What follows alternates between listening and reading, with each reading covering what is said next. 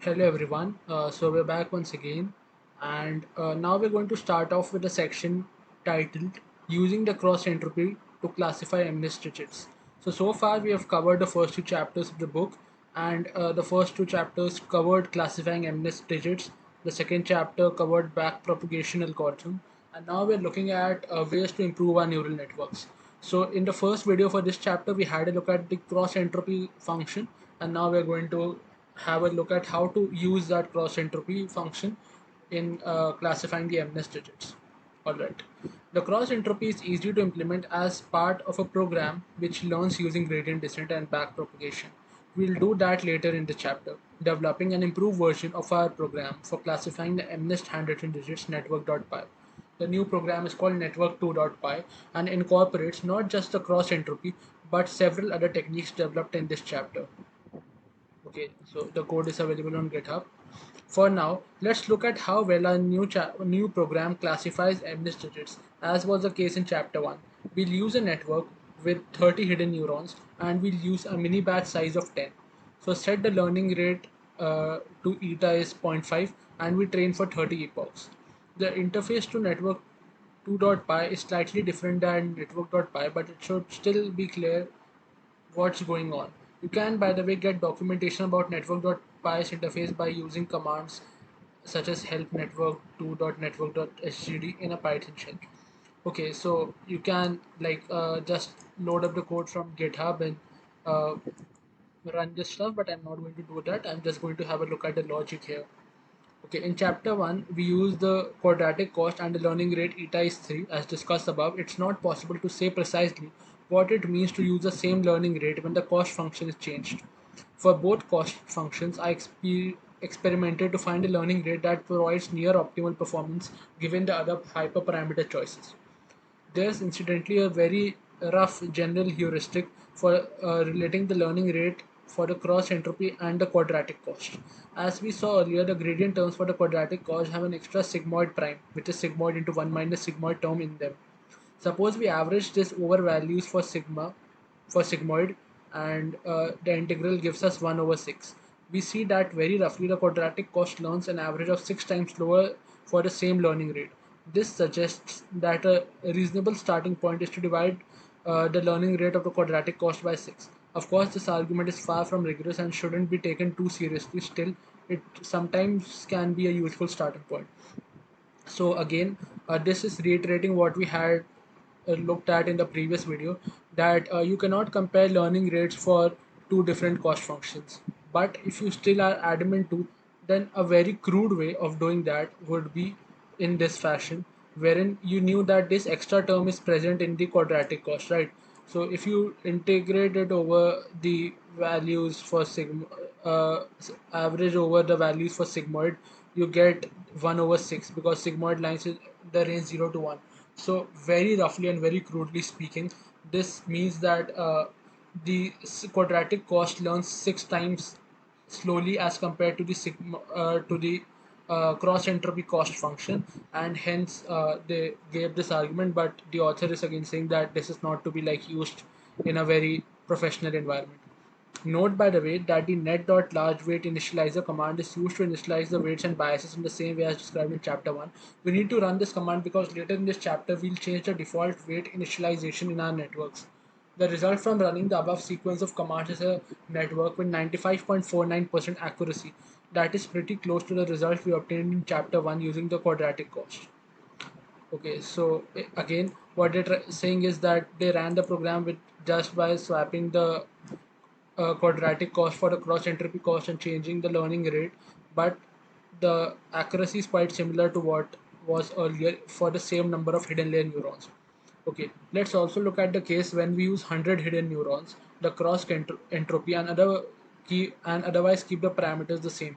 In this case, we obtain an accuracy of 96.82%, and that is a substantial increase from 96.59% using the quadratic cost. That may look like a small change, but consider that the error rate has dropped from 3.41% to 3.18%.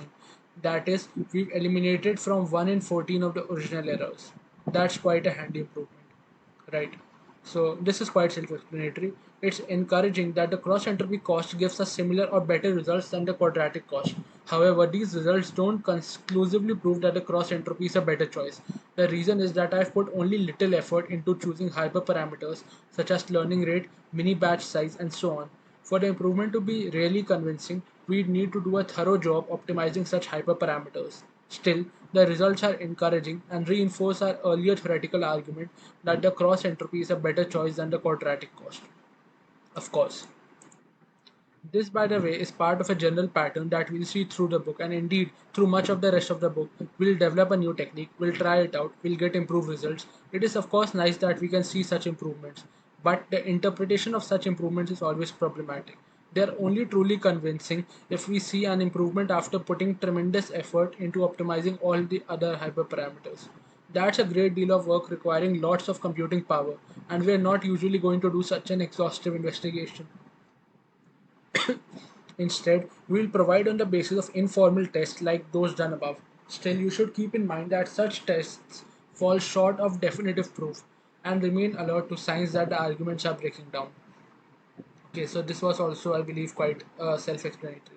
By now, we've discussed that the cross entropy at great length. Why go to so much effort when it gives only a small improvement on our MNIST? Later in the chapter, we'll see other techniques, notably regularization, which gives much better improvements. So why so much focus on cross entropy? Part of the reason is that cross entropy is a widely used cost function and so is worth understanding well. But the important reason is that neuron saturation is an important problem in neural nets, a problem we'll return to repeatedly throughout the book. And so I've discussed the cross entropy at length because it's a good laboratory to begin understanding neuron saturation and how it may be addressed. So neuron saturation is again when, uh, like in the case of sigmoid, the slope was tending to zero towards the edges, right? So the neural network wasn't actually learning much because the derivatives were quite small, so you weren't doing the reductions to a very significant degree. Okay, so now what does the cross entropy mean? Where does it come from? Our discussions of the cross entropy has focused on algebraic analysis and practical implementation. That's useful, but it leaves unanswered broader conceptual questions like what does cross entropy mean? Is there some intuitive way of thinking about the cross entropy? How could we have dreamed up the cross entropy in the first place? Yeah, they are totally valid questions. Let's begin with the last of the three questions. What could have motivated us to think up the process in the first place for cross entropy? Suppose we discovered that learning slowdown described earlier and understood that the origin was the sigmoid prime of z terms in equation 55 and 56. So they're overlapping, but these two equations.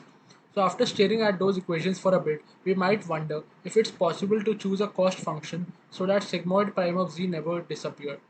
This is easy to follow along, and this is sort of a reasonable chain of thought. In that case, the cos C Cx for a single training example x would satisfy these equations.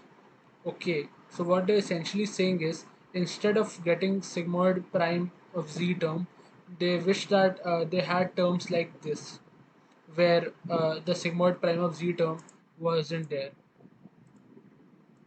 Okay, so I'll just how can I? Okay, so like for this term, only the a minus y remains, this sigmoid prime of z. If it wouldn't be there, then it would be quite good. And similarly for the other one, also they only want the a minus y x. They do not want the sigmoid prime of z. Alright. So okay. So if we could choose the cost function to make these equations true, then they would capture in a simple way the intuition that the greater the initial error, the faster the neurons learn. They'd also eliminate the problem of a learning slowdown.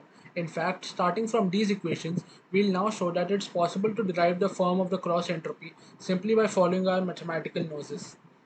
So yeah, to see this, note that from the chain rule, the partial derivative of the cost with respect to the bias is the partial derivative of cost with respect to the activated value times sigmoid prime of z.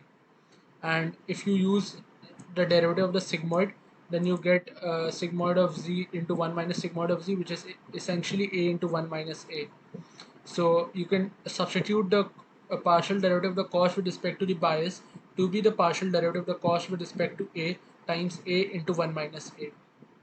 And again, if we compare this with equation 72, we can see that uh, if upon comparing the uh, partial derivative of the cost with respect to the activated value, which is essentially this term, is this term divided by a over 1 minus a, and this term, upon our investigation, we found out that this is something which would work. So we've essentially planned our equations in such a fashion that we substitute this value for wherever we get this term, and we've substituted that and got this term, a minus y upon a up, uh, divided by a into 1 minus a.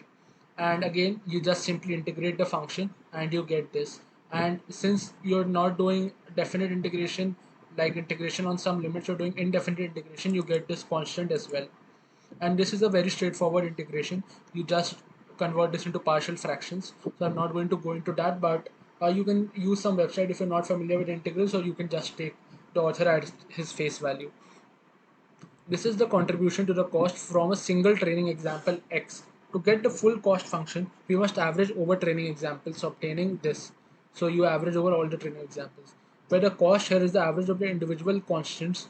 So the constant here is the average of the individual constants for each training example. And so we see that equation 71 and 72 uniquely determine the form of the cross entropy up to an overall constant term. The cross entropy isn't something that was miraculously pulled out of thin air. Rather, it's something that we could have discovered in a simple and natural way. Yep. So what, again, for a brief overview of what we did, we first of all analyzed critically what is the problem, why is our model slowing down. We correctly identified that the sigmoid prime of z terms are the issue with our model. Then we said, hold on, we could just remove those terms and look for a cost function which works when and gives us derivatives and stuff where these terms do not pop up. And we did that exactly. We knew our target cost function would have a derivative of such a fashion with respect to biases and weights, and we substituted those values to get back to the cost function. Okay, what about the intuitive meaning of the cross entropy? How should we think about it? Explaining this in depth would take us further afield than I want to go. However, it is worth mentioning that there is a standard way of interpreting the cross entropy that comes from the field of information theory. Okay, roughly speaking, the idea is that cross entropy is a measure of surprise. In particular, a neuron is trying to compute the function x to y is equal to y of x, but instead it computes the function x to a, giving a of x. Alright, so this is what it wants to get, but this is what it is getting. Suppose we think of a as a neuron's estimated probability that y is 1, and 1 minus a as the estimated probability that the right value for y is 0. Then the cross entropy measures how surprised we are on average when we learn the true value of y. We get a low surprise if the output is what we expected, and high surprise if the output is unexpected. Of course, I haven't said exactly what surprise means, and so this perhaps seems like empty verbiage. But in fact, there is a precise information theoretic way of saying what is meant by surprise. Unfortunately, I don't know of a good, short, self-contained discussion of this subject that's available online. But if you want to dig deeper, then Wikipedia contains a brief summary that will get you started down the right track, and the details can be filled in by working through the materials about the craft inequality in chapter 5 of the book about information theory by Cover and Thomas. Okay, so you can have a look at these resources as well, but I'm not like this is way beyond my brain grade. But what I interpreted, and if we take surprise to be something, then what he's essentially trying to say is we wanted this function to be modeled, but our model gave out something like this. Then if you look at the formula for cross entropy, you can see that you have a and a 1 minus a term in the logarithm, right? So what he's trying to say is, if suppose, like in this case, suppose we think of a as a neuron's estimated probability that y is 1. So 1 minus a is the estimated probability that the right value is 0.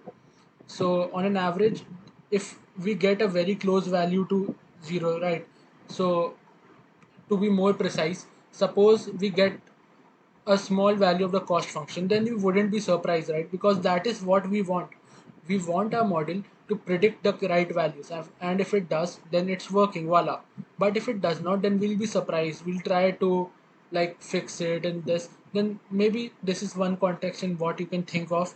But again, surprise has, it seems, a very precise meaning in information theory, but that is not something which I know of. Okay, the problem. We've discussed at length the learning slowdown that can occur when output neurons saturate in networks using the quadratic cost to train. Another factor that may inhibit learning is the presence of the xj term in equation 61. Because of this term, when an input xj is near to 0, the corresponding wj will learn slowly. Explain why it is not possible to eliminate the xj term through a clever choice of cost function. Right. So again, let's go back to how we got the xj, right?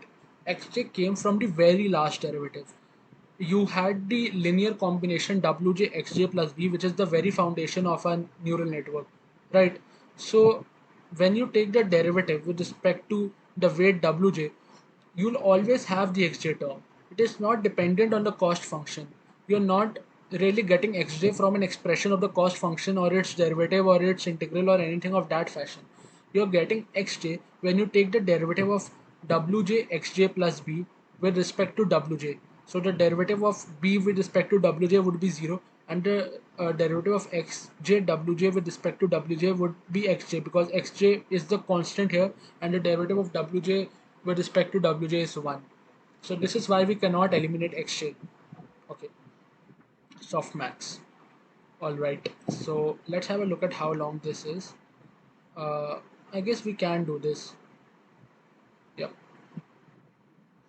In this chapter, we'll mostly use the cross-entropy cost to address the problem of learning slowdown. However, I want to briefly describe another approach to the problem based on what are called softmax layer of neurons. We are not actually going to use softmax layers in the remainder of the chapter, so if you are in a great hurry, you can skip to the next section. However, softmax is still worth understanding. In fact, because in part because it's intrinsically interesting, and in part because we'll use softmax layers in chapter 6 in our discussion of deep neural networks. Alright, so let's have a look at softmax. The idea of softmax is to define a new type of output layer for our neural network. It begins in the same way as with the sigmoid layer by forming the weighted output. So ZJL, which is the pre-activated value of the jth neuron in the LH layer, is the summation of WJKL. So let me read that out. It is the summation over all neurons where WJKL is the weight connecting the kth neuron in the L minus 1th layer to the jth neuron in the Lth layer times the post activation value of the kth neuron in the L minus 1th layer, and then you add the bias of the jth neuron of the Lth layer. So if you're not familiar with this, then I'll recommend going back a few chapters and having a look at the notation, but I'm really proud that I remember this notation well. However, we don't apply the sigmoid function to get the output.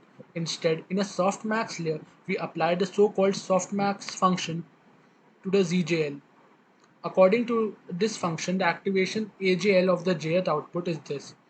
So what you're doing is you are taking all the activations of a particular layer, and you're taking all the pre-activation values of a particular layer and raising them to an exponent and adding them up, and then for each particular neuron you are just taking in the numerator e to the power of that particular term about divided by the sum of all the over all the output neurons. So if you're not familiar with the softmax equation, equation 78 may look pretty opaque. It's certainly not obvious why we'd want to use this function, and it's not obvious. Okay, I'll just bring it here. And it's not obvious that this will help us address the learning slowdown problem. To better understand equation 78, suppose we have a network with 4 output neurons and 4 corresponding weighted inputs, which we'll donate Z1L, Z2L, Z3L, and Z4L. Shown below are adjustable sliders showing possible values for the weighted input and a graph of the corresponding output activation. A good place to start exploring is by using the bottom slider to change Z4L. Okay, so if I change Z4L, I get, I find out how the different activations change. Okay, as you increase Z4L, you'll see an increase in the corresponding activation A4L, Similarly, if you decrease E4L, A4L will decrease and all others will increase, right? So this is why is this happening? This is because when you increase Z4L, you're increasing the denominator for all of them. So the rest will shrink, but since the numerator is also increasing for A4L, it will still grow. Okay. Similarly, if you decrease Z4L, yeah. In fact, if you look closely, you'll see that in both cases, the total change in the other activations exactly compensates for the change in A4L. The reason is that the output activations are guaranteed to sum up to 1. You can prove this using some algebra, and this is quite easy because when you add all of these up, you'll essentially be having a summation over all the terms, both in the numerator and denominator, and the sum of all probabilities kind of a thing would pop up and it would be 1. As a result, if A4L increases, then the other output activation must decrease by the same total amount to ensure that the sum over all activation remains 1. And of course, similar statements hold for all the other activations.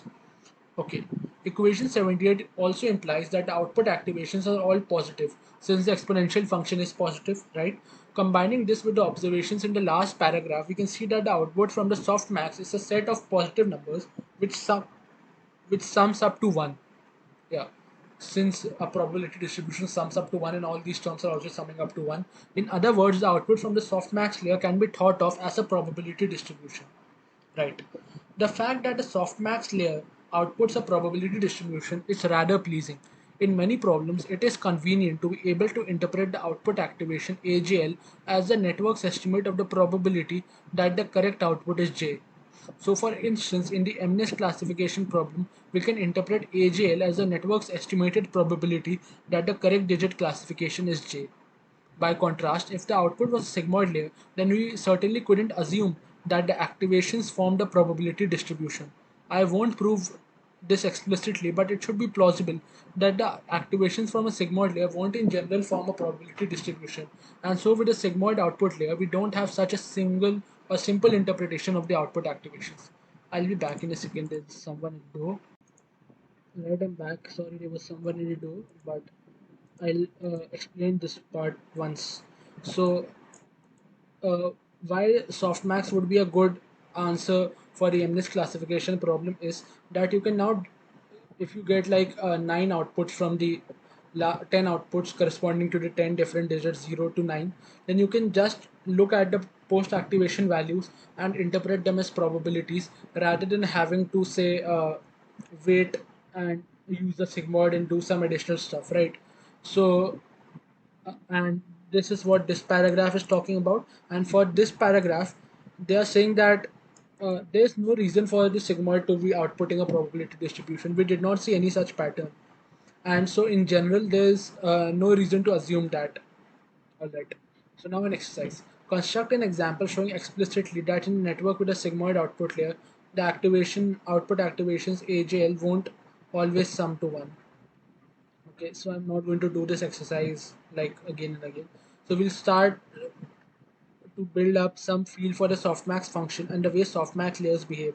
Just to review where we are at, the exponentials in equation 78 ensure that the activations are positive, and then the sum in the denominator ensures that all the outputs sum to 1. So that particular form no longer appears so mysterious. Rather, it is a natural way to ensure that the output activations form a probability distribution. You can think of softmax as a way of rescaling the ZJL and then squishing them together to form a probability distribution, right? So for this, you can just take a general example, and I feel that this would work. So I'm not going to show that again. Exercises monotonicity of softmax show that the derivative of AJL with respect to ZKL is positive if J is K and negative if J is not K. As a consequence, increasing ZJL is guaranteed to increase the corresponding output activation AJL and will guarantee all the other decrease all the other output activations. We already saw this empirically with the sliders, but this is a rigorous proof. So all you need to do here is take this term and take the derivative, right? So if you take the derivative with respect to zkl, okay, so if you take the derivative with respect to zkl, uh, I guess you'll this term would be a 0, right? because you cannot take this term would be a constant with respect to zkl if j is not k. So let's first take the case when j is not k, and then you use the u by v rule for derivatives. So the derivative in u by v rule is u prime v minus uv prime divided by v prime square, I believe. I haven't had a look at this in a long while, so I have to u by v rule for differentiation. Let's have a look at the images. Right. So it is vu prime minus uv prime divided by v square. So I think I said that out right. So yeah, and uh, we can have a look directly here, right? So this term is zero. You will have a negative divided by a positive. So essentially this term is a negative, right? But in the case when j is k, then the numerator is not zero, so this term is there. And but when you take the derivative with respect to the denominator, you'll get a ton of zeros. So I guess when you solve that, you'll somehow see that this quantity is greater than zero, and so it would be positive. Okay. Known locality of softmax. A nice thing about sigmoid layers is that the output AJL is a function of the corresponding weighted input AJL, which is sigmoid of ZJL. Explain why this is not the case for a softmax layer. Any particular output activation AJL depends on all the weighted inputs. Uh, function, right? Uh, Okay, so this is not the case because you just do not have ZJL. You're summing over all the neurons, right? So essentially, this is depending on all the neurons right here. I accidentally clicked on it and went above, but went to the section where this formula was first discussed. But you can see, right, we have all these neurons being summed over, so you cannot just take a direct dependence on just one thing. Now another problem, inverting the softmax. Suppose we have a neural network with a softmax layer and the activations AJL are known. Show that the corresponding weighted inputs have the form ZJL, ln AJL plus C for some constant C that is independent of J. Once again, let me have a look at this. Suppose we have a neural network with a softmax output layer and the activations AJL are known. Show that the corresponding weighted inputs have the form ZJL is ln AJL plus C. Okay, so how would we go about this? Corresponding weighted inputs. So this is the input to the neuron, ZJL. Oh, right. So ZJL, if you just turn this equation about the other way around, you get ZJL minus C divided by ZJL minus C is ln of AJL, and then when you take the antilog on both sides or raise it to e to the power, you'll get e to the power ZJL minus C is AJL, and C is a constant, right? Because it's the you can just write this as e to the power ZJL minus C, which can be written as e to the power ZJL divided by e to the power C, and e to the power C can be a constant which is the sum over all the neurons. So this is a way of, I guess, showing that.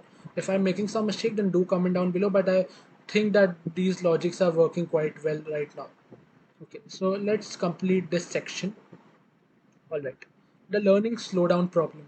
We've now built up considerable familiarity with the softmax layers of neurons, but we haven't yet seen how a softmax layer lets us address the learning slowdown problem. To understand that, let us define the log likelihood cost function. We'll use X to denote a training input to the network and Y to denote the corresponding desired output. Then the log likelihood cost associated to this training input is minus ln AYL. Okay. So for instance, if we're training the MNIST image and input an image of 7, then the log likelihood is minus ln A7L. Okay. To see that this makes intuitive sense, consider the case when the network is doing a good job, that it is confident that the input is 7. In that case, it will estimate a value for the corresponding probability A7L, which is close to 1, and so the cost minus ln AYL will be small, right? By contrast, when the network isn't doing a good job, the probability will be smaller, and then this term would be larger. So why the negative, you might be thinking? Because since the values are between 0 and 1, this ln would give out a negative result. So essentially, I guess the negative here is to neutralize that. So the log likelihood cost behaves as we'd expect a cost function to behave. Yeah, right. I think this makes total intuitive sense right now, given that this was there. But if you still aren't really getting it, then you can just comment down below. I'll try my best to explain it to you again. What about the learning slowdown problem? To analyze that, recall that the key to the learning slowdown is the behavior of the quantities, the partial derivative of c with respect to the weight of the kth neuron in the connecting the kth neuron in the L minus 1th layer to the jth neuron in the Lth layer, and the partial derivative of the cost with respect to the jth neuron in the Lth layer, the bias of the jth neuron in the Lth layer. I won't go through the derivation explicitly. I'll ask you to do in the problems below, but with a little algebra you can show that this is AJL minus YJ and this is AKL minus 1 AJL minus YJ. Alright. Note that I'm abusing notation here, using Y in a slightly different way to last paragraph. In the last paragraph, we use Y to denote the desired output. But in the equations which follow, I'm using Y to denote the vector of output activations which correspond to 7. That is a vector with is all zeros except for a 1 in the 7th location. Alright. These equations are the same as the analogous expressions obtained in an earlier analysis of the cross entropy. Compare, for example, equation 82, which is this, to equation, I'll remove 82, to equation 67. You can see that there's a stark similarity, right? You say they are all the same except since we're summing over all the training instances, we have this sum. And just as in the earlier analysis, these expressions ensure that we will not encounter a learning slowdown. In fact, it's useful to think of a softmax output layer with a log likelihood cost as being quite similar to a sigmoid output layer with a cross entropy cost.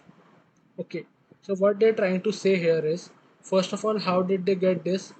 They computed the derivative with respect to the cost function for this activation this cost function now. Then they noticed this, and this was very familiar to what we got when we had the cross entropy accompanied by the sigmoid. So what they're saying is, if you accompany the softmax with the log likelihood, then it is quite similar to accompanying the sigmoid with the cross entropy. Given this similarity, should you use a sigmoid output layer and cross entropy, or a softmax and log likelihood? In fact, in many situations, both approaches work well. Through the remainder of this chapter, we'll use a sigmoid output layer with the cross entropy. Later in chapter 6, we'll sometimes use a softmax output layer with log likelihood cost. The reason for the switch is to make some of our later neural networks more similar to networks found in certain influential academic papers. As a more general point of principle, softmax plus log likelihood is worth using whenever you want to interpret the output activations as probabilities. That's not always the case, but can be useful with classification problems such as MNIST. Okay, so he's asking us to derive this.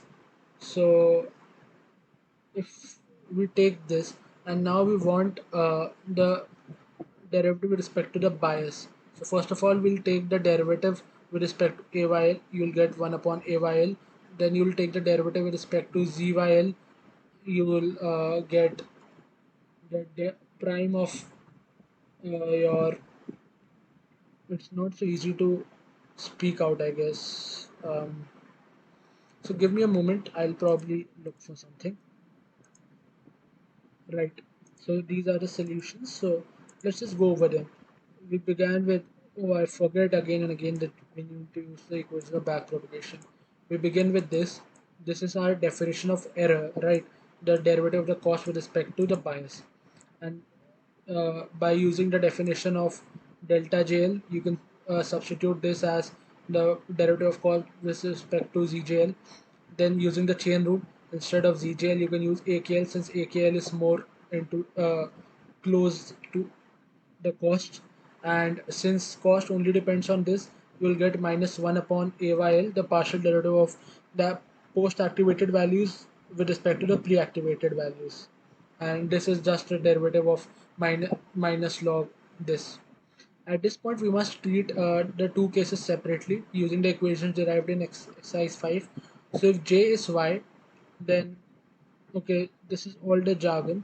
The exercise 5 was this one where we had to check the monotonicity. So you can have look at the solution here as well, exactly as I was saying. And right, So now they've got the terms from there and substituted it here, and when you solve out this partial derivative, you'll get this term, and if you solve out the other one, you'll get this term. So I'll link this down in the description, or you can just search for Michael Nielsen solutions, and this is the first thing that pops up. Just go here, select chapter 3. Right.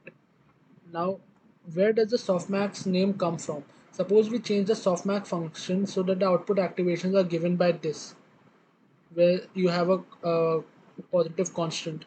But if we use now, if C is 1, then you will get the same stuff again. But if we use a different value, we get a different function, which is nonetheless qualitatively similar to the softmax. In particular, show that the output activations from a probability distribution, just as for the usual softmax. Suppose we allow C to become large, that is C tends to infinity. What is the limiting value for the output activations AJL? After solving the problem, it should be clear to you why we think of C as 1 as a softened version of the maximum function. This is the origin of the term softmax. Oh, alright. So I'm quite curious to see the proof for this one. Um,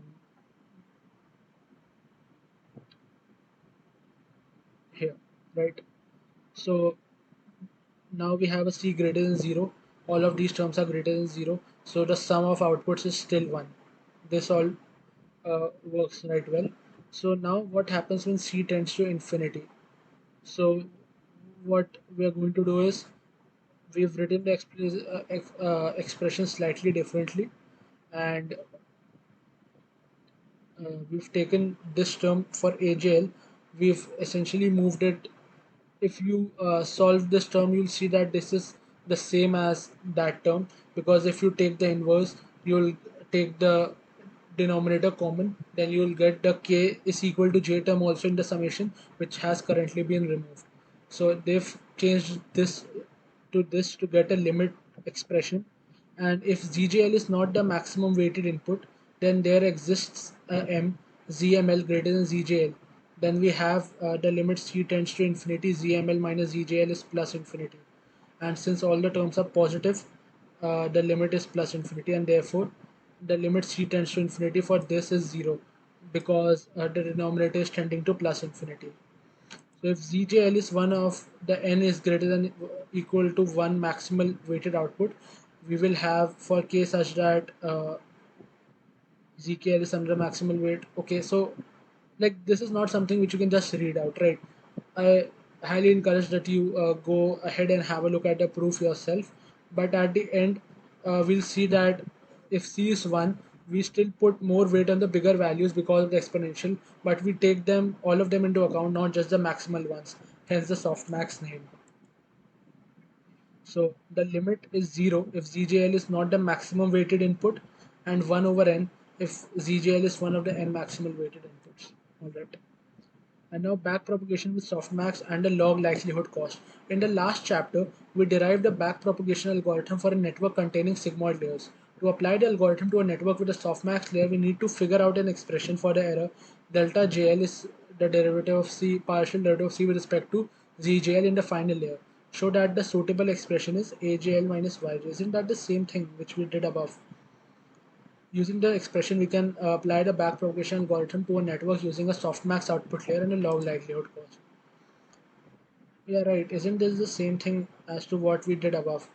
We delta JL is again the partial derivative of cost with respect to ZJL. By definition, we use the chain rule, and then we take the two cases, and both the cases gave us the same value. Right. So I believe that we've covered this section, and in the next video we'll be starting off with overfitting and regularization. So thank you for watching. Do the usual like, share, and subscribe, and I'll meet you guys again in the next video.